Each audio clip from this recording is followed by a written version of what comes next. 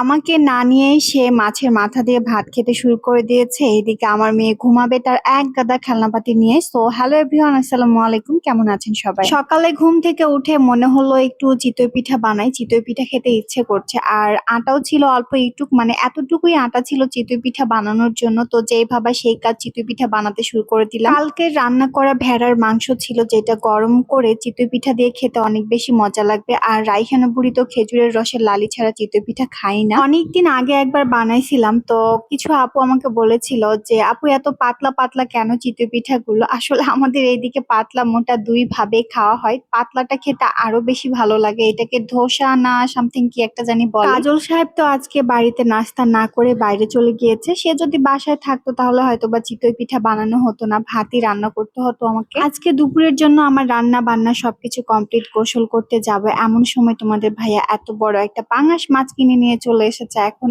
এই ঠান্ডার দিনে এই মাছ কে কাটবে বলো? তোমাদের ভাইয়াকে দিয়েই কাটাইছি, আর এই জন্য রাগে তোমাদের ভাইয়া আমাকে রেখে একা একা খেতে বসে গিয়েছে। ফ্রিজে অলরেডি এখন অনেকগুলো মাছ আছে, সেগুলোই খেয়ে শেষ করতে পারেনি, তার উপরে আবার মাছ কিনে নিয়ে চলে এসেছে। তাহলে কি তাকে বকা দিব না বলতো? সে বলে যে সে নাকি বাড়িতে ঢুকলে আমি তাকে বকাবকি করি, এই জন্য তাকে বাড়িতে আসতেই নাকি ভালো লাগে না। এটা কোনো কথা? একদিন মাছ কাটছে এজন্য আমাকে রেখেই খেতে বসে গিয়েছে, আর আমি যে প্রতিদিন রান্না বান্না এত কিছু সামলে তাকে কত আদর যত্ন করে খাওয়াই, সেটা কোনো কিছু না। যাই হোক, খাওয়া দাওয়া কমপ্লিট করে চলে এসেছি দুপুরের ভাত ঘুম দিতে। আমার ছানা তো আমাকে ছাড়া ঘুমাবেই না, আমাকে নিয়ে তো ঘুমাবে, সাথে আবার তার যত রকমের খেলনাপাতি আছে সবকিছু এক সাইডে রেখে ঘুমাবে। রাতের বেলাও এরকমটা করে। সে যখন ঘুমায় যায় সবকিছু নিচে রেখে আবার আমাদেরকে ভালোভাবে শুতে হয়। তো আজকের ভিডিওটা এ পর্যন্ত রাখছি, কালকে দেখা হবে নতুন একটা চমক ভিডিও নিয়ে। সবাই ভালো থাকবেন, সবাইকে আল্লাহ।